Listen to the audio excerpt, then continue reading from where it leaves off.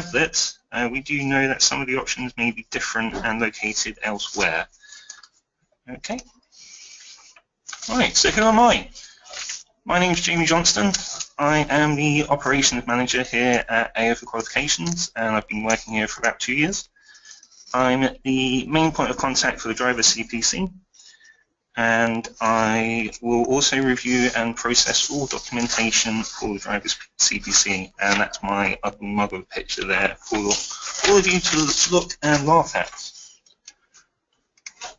Okay, so we're going to kick off with a very quick poll, and we'll kick the question off with, do you know that if you can teach first aid at work, then you can teach driver CPC? So you'll quickly get a poll. There'll be a multiple choice. You just select one for me, and we will get that kicked off. Thanks.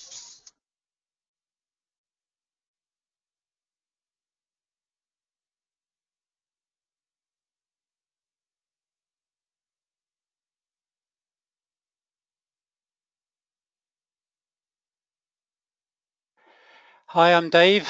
Just looking at the poll that's going up, and it's quite like watching horses for me because I can see the results as you type them in. We're nearly got everybody typed in. If you just want to press one of the buttons, we're nearly there. We've got about 90% of the people voted. I'll just wait a couple of minutes, and then hopefully we can close it and you should be able to see the results.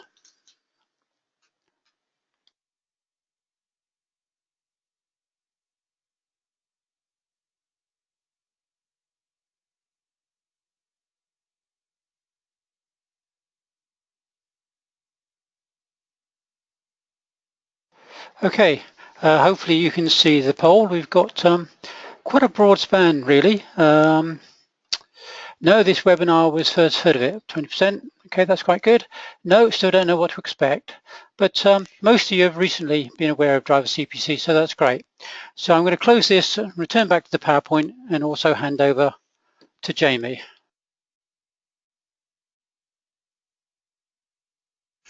Okay, so we asked you this question, and the truth is, if you can train first aid, you can train driver CPC. So this is a massive market for you that you might be missing out on. The aim of the course is to provide drivers with knowledge and skills to undertake the role of an emergency first aider in the driving and low-risk work environment. The qualification is a one-day course, at the end of which the learner will be provided with a Level 2 award in emergency first aid for drivers at work, CPC. Okay, so a couple of useful tips with driver CPC. There are around 1.8 million people employed in the transport, storage and communication industry. And in 2015 alone, so that's all of last year, in training for drivers, there was an excess of 8 million hours of training. So if you imagine how many training hours you could do this year, you could get a lot of business in for your centre. And drivers need to partake in 7 hours of training a year to make up 35 hours every 5 years. Okay, so we'll move on. So tonight I'll be discussing what driver CPC is and the ins and outs of it, and how you, your trainers and your centre can register for it so you can start running it. We'll go through the process of registering the courses, and there are different documentation examples I'll be going through. So we'll be talking about the venue, the timings, and the EFAW optional side of things at the end of the driver CPC course. I'll be going through how to register it on our training manager portal, and lastly I'll be talking about prices and giving you an example certificate. Okay, at the bottom of this slide you'll notice that we've got two logos. We have our driver CPC one, and we've got the approved centre number there. Basically, we're approved by JALP, and JALP stands for the Joint Approvals Unit for Periodic Training. They link in with the DVSA, and they monitor all uploads for driver CPC hours, and we are approved by them. So if you imagine us as an awarding organisation, Ofqual regulate us, and JALP regulate the driver CPC qualification. So the use of the logo at the bottom, if you're a registered training centre with us, you can use the one on the left there, which is the driver CPC one. As long as you use the words approved consortium member for our AC number, which is at the bottom within that logo. You'll get access to the logo as soon as you are registered, so you can put that on your websites, emails, and any other documentation for marketing purposes. Okay, so we move on. So I bet you're asking yourself, what is driver CPC and what does CPC stand for? So CPC stands for the Certificate of Professional Competence. Now this is different to CPD, which is Professional Development or Personal Development. So a few key points for this and important information. All drivers must obtain a mandatory 35 hours, as I've discussed. Now ideally what we tend to say there is some drivers would like to do 35 hours all in 1 week, five days straight. That's fine. They can do the same course if they want to. Ideally, they should be doing different courses. The reason being is that they're meant to expand on their knowledge. So if a driver wants to do 35 hours of our driver CPC course, by all means they can. There's no assessment or exam paper at all. This is a certificate of attendance for the CPC side, and I'll go into the EFAW side of things later on. The teaching time is very important. It must be kept to a minimum of 7 classroom hours. This is an absolute mandatory requirement. So if you've got your break times, your lunch times, your registration times, they all need to be kept separate. With the driver CPC, you also need to do ID checks and get all the driving license numbers from your candidates on the day. And this course can, however, be extended at the end of the day. So after the 7 classroom hours, trainees can do a EFAW exam paper that is outside the mandatory 7 hours of classroom hours. And if they do that, they can get 2 certificates. So they can get the driver CPC certificate and they can get a EFAW certificate. The CPC certificate is valid for 3 years. And you'll notice I've got a little asterisk sign there. So we have put a 3-year expiry date on it. Now, the reason that is because it's a certificate of attendance. It doesn't really have an expiry date on. So you need to, we've got an expiry date on there, but ideally it's because the trainees, they need to do 35 hours of training within 5 years. So just be mindful of that going forward, and we'll move on. So what's the difference between a driver CPC course and a EFAW course? So the main difference is our PowerPoint. It focuses solely on the road traffic incidents, and we've expanded it and we've got extra slides in there for you. It's completely free. It's available on Training Manager for download.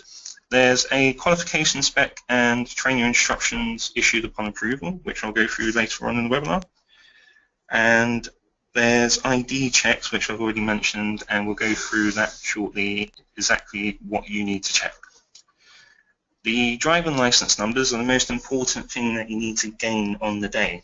The reason being is that these get printed on the certificate that we issue for the CPC, and we use the driving license numbers to upload to the DVSA.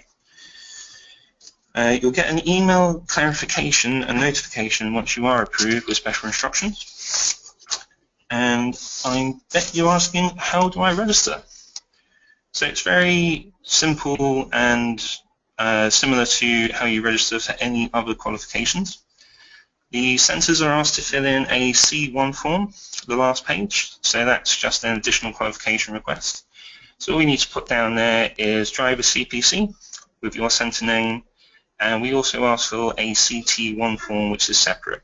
The CT1 form is the trainer registration form, so you just need to highlight who the trainer is going to be, and like I said before, if they can train first aid at work, then they can train the driver CPC. And each trainer should have at least a level 3 FAW qualification and a teaching qual, and both of those need to be in date and sent in to us if we haven't already got them. If they're a new trainer, we will require those documents sent in. There's my email address at the bottom. Feel free to take a note of it. And if you are a registered centre with us already, you can download the C1 form and the C21 form directly from Training Manager. Fill that in, pop it across to me, I'll review it, I'll let you know by email that you are approved, and you'll get all the goodies from me in the email. If you're a new centre that's coming on board, then you'll need to go through the centre approval, but you will still need these forms with the driver CPC on. Okay. So what do I get? So once you are approved, like I said, you'll get the following documentation from me. So it's a very long list. I'll go through it as quickly as I can. So this is available direct from Training Manager. So you'll get our qualification spec on the CPC, which we ask you to read through first, just so you've got an understanding of what the difference is between driver CPC and an EFAW. We've got the training schedule spreadsheet there. Now that's different to what you may have seen before, and I've got an example of that later on in the webinar. We've got the candidate registration form. Again, that's different, so we've got additional fields there. I've got an example of that later. The additional fields are basically just to capture the signatures of the learners and to get their driving license numbers. We've got the fair processing notice, so this is basically saying how you're going to use their driving license numbers and all the data that they give you. We've got learner joining instructions. So these are instructions that you'll give to your learners, what they need to bring, driving licenses, their own lunch possibly. We've got a course overview, scheme of work, PowerPoint, which I've already mentioned, and after this webinar, like I said, it's being recorded, so the link will be attached to that if you ever want to watch it again. Okay, so just to sum up then, the driver CPC qualification, going to play a quick game spot difference.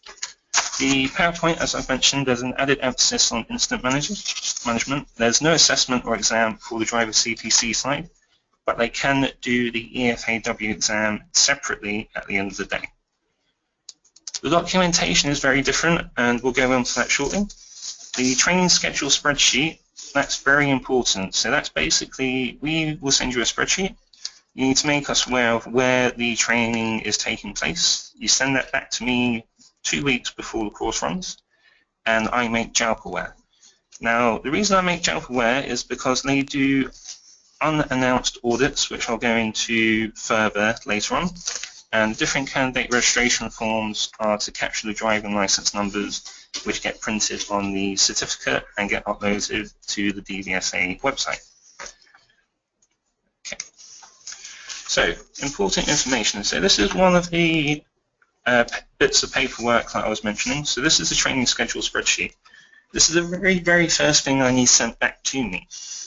So you'll get approved for the driver CPC course. Now, as soon as you know that you've got a course booked on, we need to know immediately. So you'll get this at the top. I've split it into two because it's a bit long to fit onto one slide. So I'll go through it as quickly as I can. So the centre number, that's our centre number there. So you can copy and paste that into yours. The centre name is us, and you can put your own centre name in there. If you've got a satellite centre, you can put that in the sub-centre number. The course date is obviously the date when the course is running. The course number, now this is our particular qualification number directly from JALP. We ask you to put that in as well as your course reference number that you get from Training Manager. The course name, now that's the official title, but by all means you can put driver's CPC in there or driver's first day at work CPC in there. The next one is very mandatory. It's start time and finish time. So this is to allow the registration, the breaks, the lunch, any time for toilet breaks, etc. The reason being is that the 7 hours is mandatory. So if you do 6 hours and 55 minutes because you've got somebody popping off to the loo for 5 minutes, and if JALP show up for an audit, they will wave their finger at you. The reason being is 7 hours is mandatory. So, like I said, if a learner has gone away for 5 minutes, JALP, whoever comes to audit you, they will say, this particular learner hasn't got 5 minutes, what are you going to do about it? And you need to be prepared for that, and you need to give them 5 minutes of extra training. Going further down on the second line now, so we've got the trainer, that was weekly trainer on the day, and the next bit is very important for us. The reason being is we tell JALP where the training is taking place. So I've just put an example in there, the classroom, school lane, London, etc. So this needs to be the full address. Delivery location is normally in the classroom, and if there's any secure access, so say there's like key cards, you're hosting it in a hotel, they need a key card to get into the hotel. And I think there's a field there that I've missed out, unfortunately, so apologies for that. But it's if you're on, say, the second floor, or there's free parking or paid parking, etc., things like that. So this needs to be filled in. What I do is I upload it to the JALP website. JALP will let me know that they've received it, and then in turn I will let you know that the course can go ahead. Okay. So, as I mentioned, JALP do unannounced audits. So what does that mean? So when I upload the training schedule spreadsheet, JALP receive that, and they more or less do a lottery, and they will say, right, I'm going to send this auditor to your training. Why? They audit it to ensure that all training is carried out correctly, and they will look at the following. Now there's a long list there.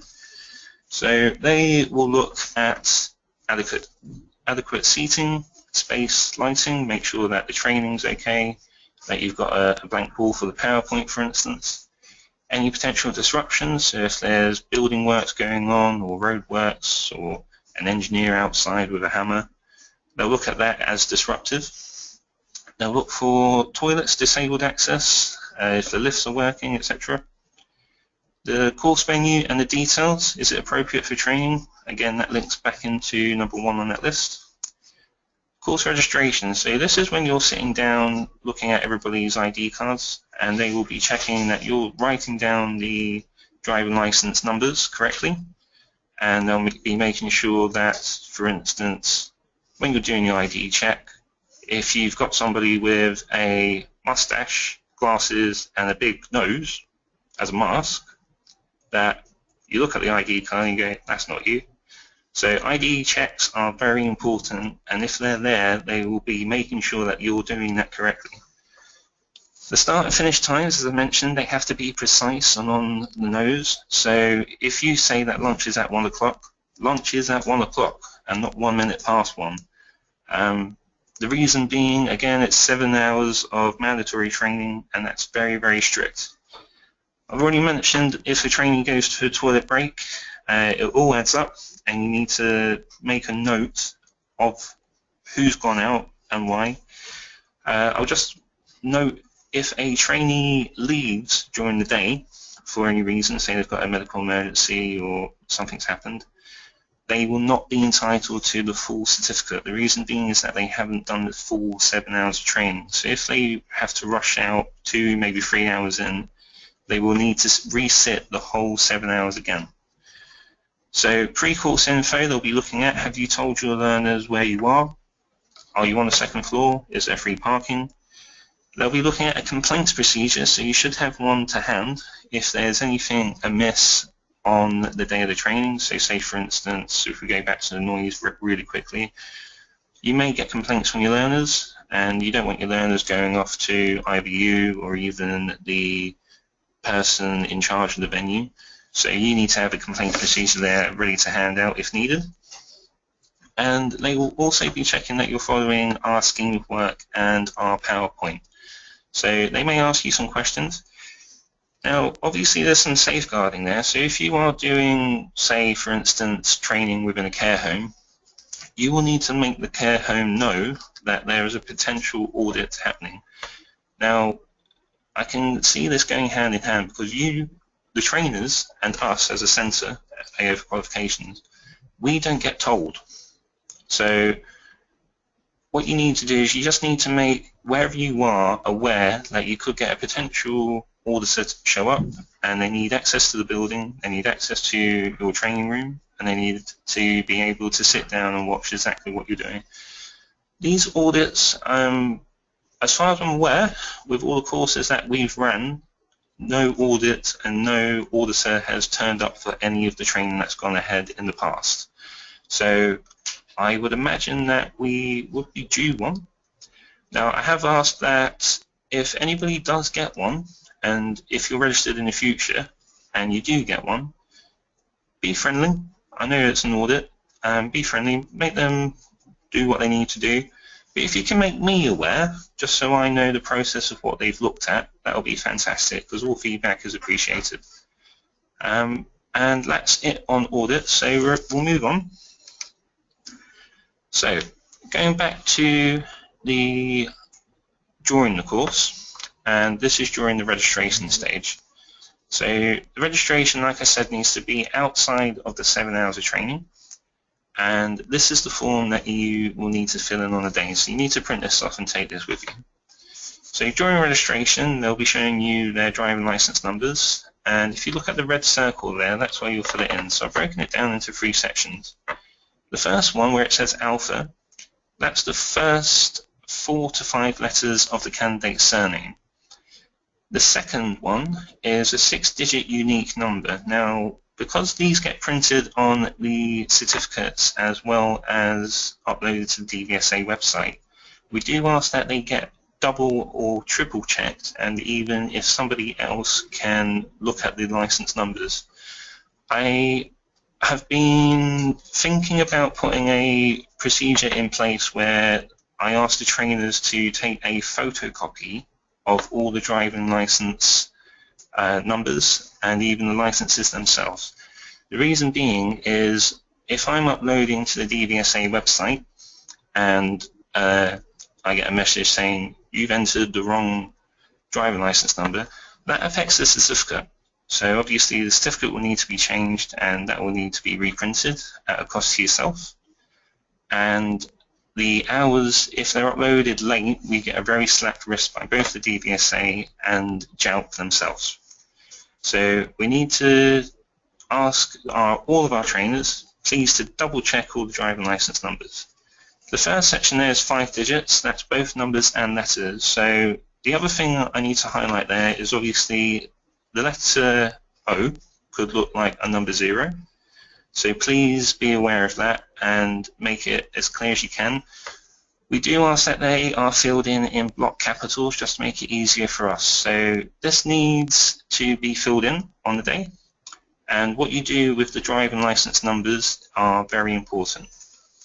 So all ID must be checked. The driver should show you their license.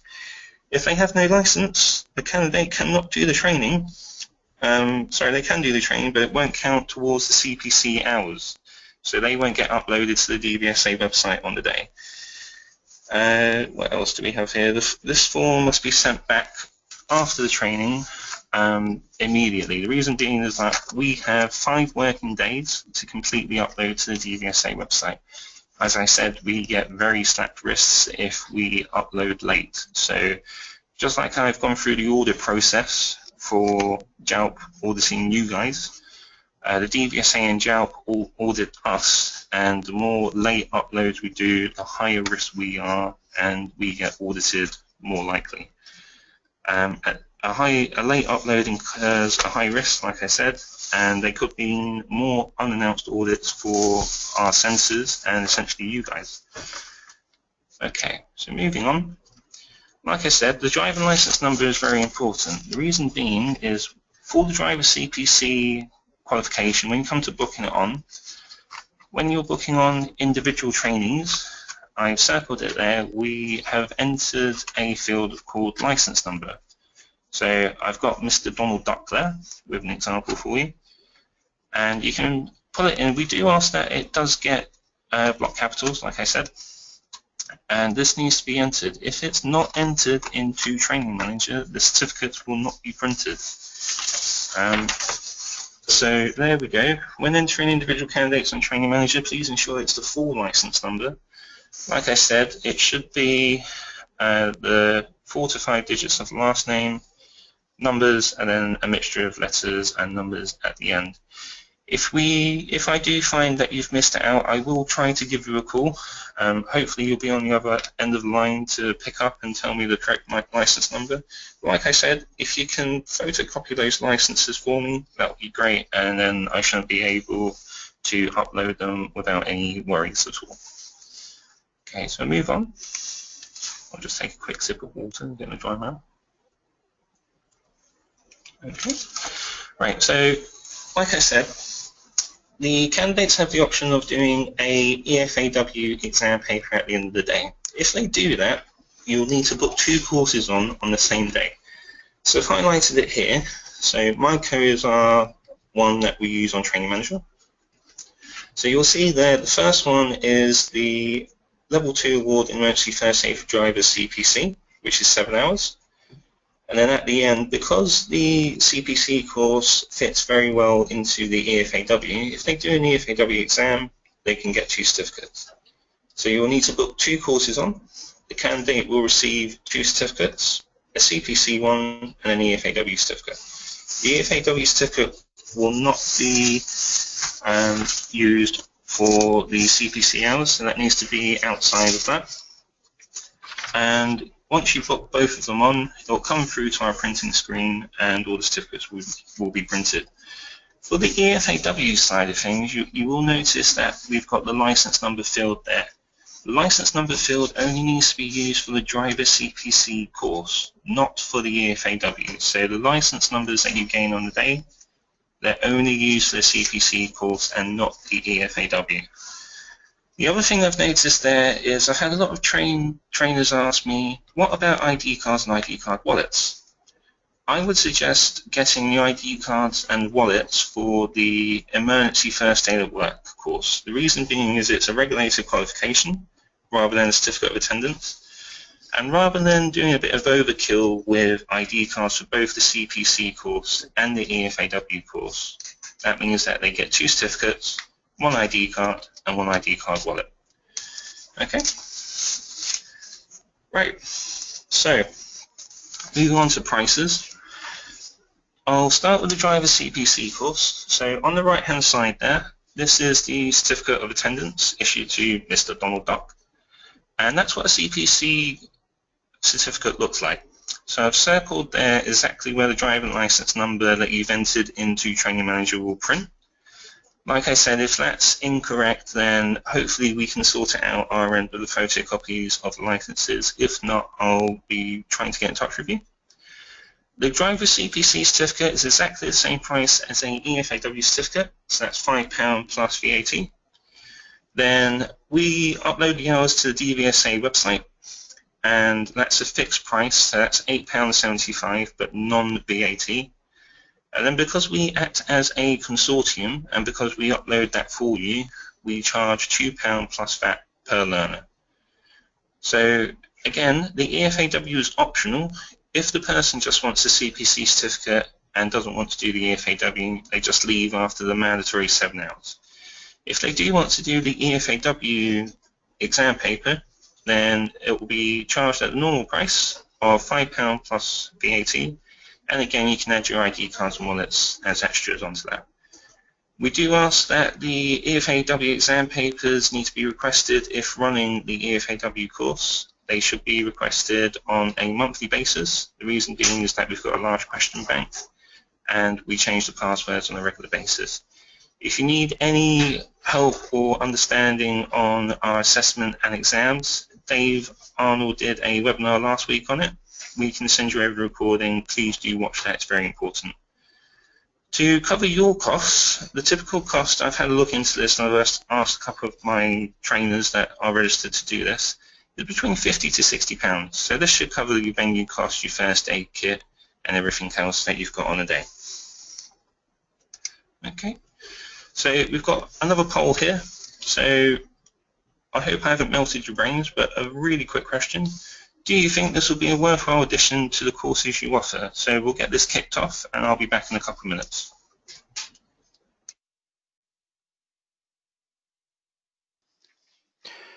There we go. If you can click the right button. We've got questions that have been coming in during the webinar, and we'll be going through some of those shortly. Well, we've got some good reports here. We've got 54% saying yes, it's fantastic. How about that? And the ringing you're getting in your ears is because we're in office and somebody thinks we're going to answer the phone late at night, but maybe not today. Right, so we've got very good scores there. We've got 90% voted. So I'm just going to close this now and share it with you. Okay, so as you can see, we've got good response. Most of them are really much for it. And there's only 2% not for me or my center. That's great. Okay, so thanks for that. I'm going to hopefully revert now back to Jamie.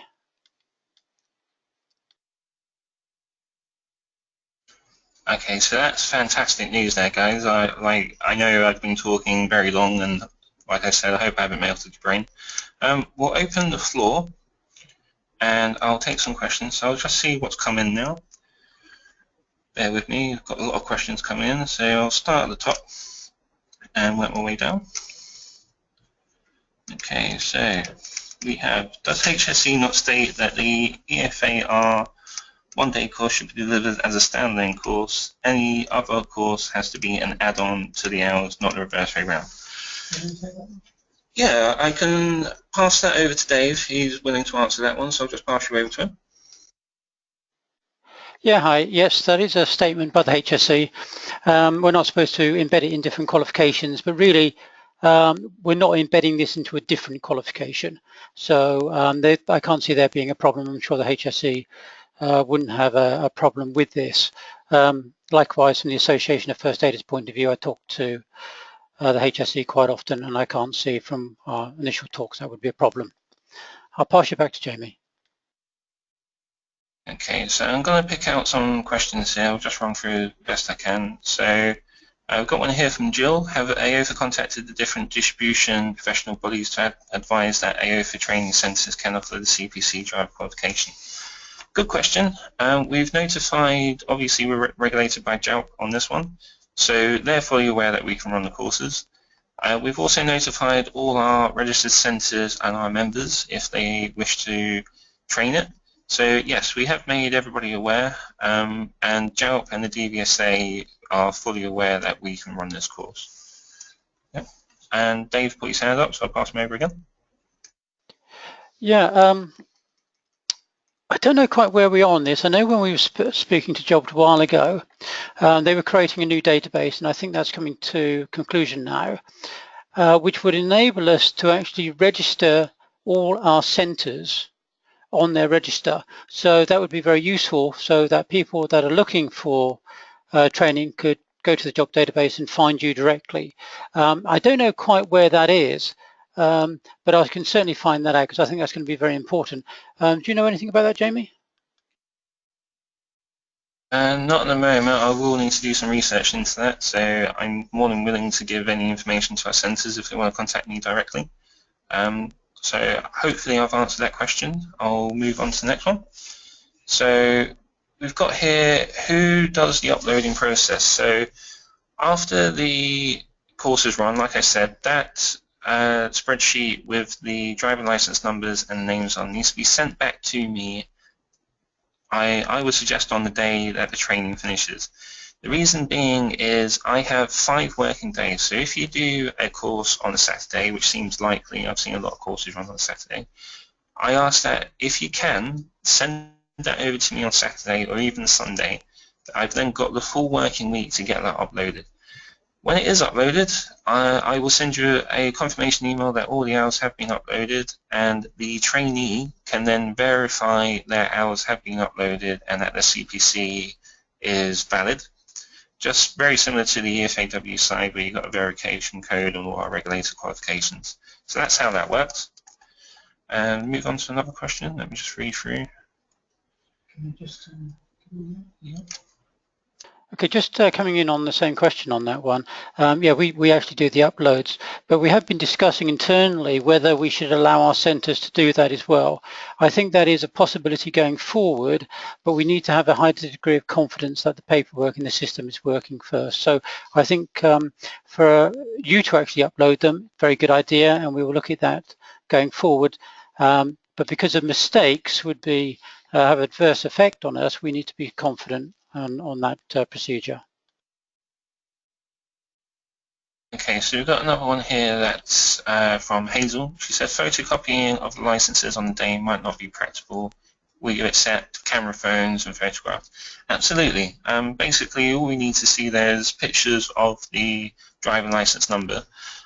Then we can see, obviously, the photo of the person, and we can see the full license number.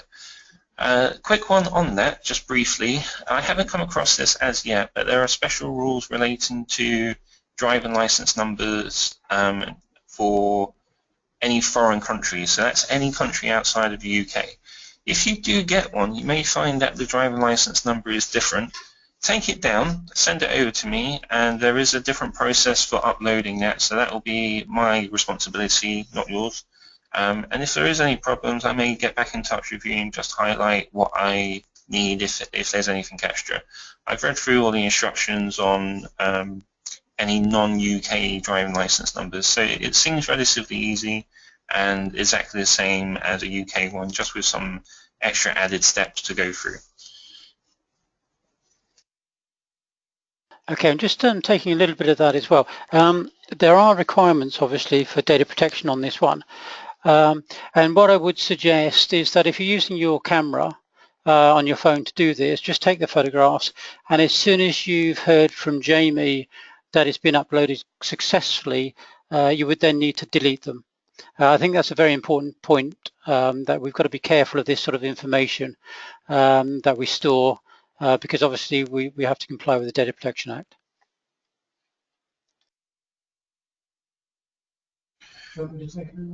Okay, we've got a really good question here. If we were running just the driver CPC course and not the EFAW, are we still restricted to 12 delegates? The answer to that, JELP say up to 20 trainees on the course. Because we're regulated, we would suggest that you have a second trainer in the course just to help you out, obviously, with the assessment side of things, doing the CPR, etc. So we do say that it should be 12 candidates to one trainer. You can have more, and if you feel that you can handle more than 12 on your own, then by all means you can do that for the CPC. If they do the EFAW exam, though, you will need a second trainer if you've got more than 12 delegates. But just for the CPC side of things, that's absolutely fine. Just also having a look through some of the questions.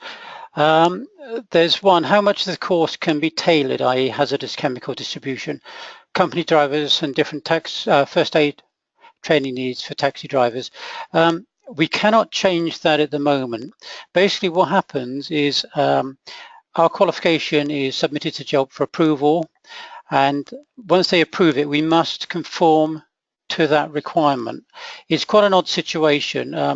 The framework of the law really looks at a general approval, but it's more tighter on things like timekeeping. And that's why a lot of what Jamie's covered today is to do with accurate timekeeping and also accountable timekeeping. If you think there is a requirement for a different qualification, which doesn't actually have to be off-qual, so not an EFAW, then we can look at that in the future. What we can do is we can put together any course we wish, as long as it looks as if it's going to last 7 hours, and then we submit it for approval. I can't remember what the approval costs, but it's about £1,000 or £2,000, something around those sort of figures. And once it's approved, we can offer it. But no, you cannot change from the syllabus that we have, which is based on the scheme of work. I'll just pass you back for Jamie now. Okay, so I'm going to do some quick fire ones now and get through these questions as quickly as possible. Does AoFA provide marketing materials to support this qualification? Yep, we've got a PowerPoint, which I've already mentioned. We've got our qualification spec. We will be looking into the driver CPC fact sheet, which we should hopefully get later this year. We do, however, have the EFAW fact sheet that we can give out to our centres. And we've got the qual spec that you can give to potential companies that you're looking at. Will this also cover the DVL Northern Ireland? Yes, it will. How much does it cost to become a registered trainer with the AO to deliver the CPC? It's absolutely free. Are non-AO trainers able to teach and register with JELP? Yes, you can, but you will need to pay all the relevant fees and develop your own qualification. If you're registered training with us and you register for our CPC course, you don't need to register with JALP at all. Let's go through this. Can you do it over 2 days, 4 hours per session? Well, that's a bit of a tricky one, so I think I'll pass that one over to Dave. I think actually I should pass that over to the audience because I don't know, but I would suspect no. I think it seems to be this 7 hours is important. I'm unaware of it. I could be totally wrong on that one, but as a guess, I would say no, but I'm sure we could find that out for you. There was a part about having 2 trainers on just a CPC. Yeah, that's true. You don't actually need 2 trainers, but for just a course management aspect, 2 trainers would be good. So when they're practicing CPR, just on that, if somebody says, I don't want to do CPR, I'm going to sit here and just watch, they can actually do that. It's quite a strange part of it. It's not, JALP do not control really the effectiveness of the training. They just control the 7 hours. So we'd be in a terrible situation. From a personal point of view, I wouldn't like to give them the certificate. And I think if they were that bad and you contact us, I would have a good argument to JALP saying that we're refusing to give it, because after all, this is a life-saving thing. It's very important. Let's have a look. I'm just having a quick flick through on this one. Bear with me a second. Oh, somebody's actually told us it's got to be 1 day. So Tony, thanks a lot for that. So the 7 hours must be in 1 day. Okay, that's it from me. I don't know about from Jamie. I'll pass you back to Jamie just to tidy up. But just one thing, as you leave, there is a small questionnaire if you can complete it at the end, and that gives us some feedback. Also, don't forget, we're a very open organisation. If there's anything you want us to help us with, please contact us and we would be pleased to assist. I'm just going to pass you back to Jamie now. Thank you. Okay, so a couple of quick questions that I've just scanned through. Does it have to be posted or can it be scanned in? We prefer it to be scanned in. The reason being is it's there and there, and I can upload the hours quicker. If you post it, then obviously you're going to be waiting 1 or 2 days for us to receive it, and it could delay, and the upload charge for the DVSA could be late. So we do ask for it to be either scanned in or photocopy, and that's the driving license numbers. Can the course be run with some drivers and others just doing the EFAW on its own, i.e. not drivers? Absolutely. The only thing that you need to do there is when you're booking on the EFAW side of things on the training manager, please ensure that all non-CPC learners are on that course. And if we clearly see a different ID to driving license, what do? You raise that and you refuse that person entry onto the course. And if there's any other questions, I'm going to open it up to my email that I mentioned earlier on. There will be a survey shortly, and thank you all for attending. I hope it was very helpful. I hope to see several applications coming into my email address. It will take me, I would suggest 1, maybe 2 working days to process that. It should be nice and easy. And if you have any further qualifications or any questions, my email address is there. Feel free to give me a call. I'm always here, happy to help. And thank you all for coming, and good night.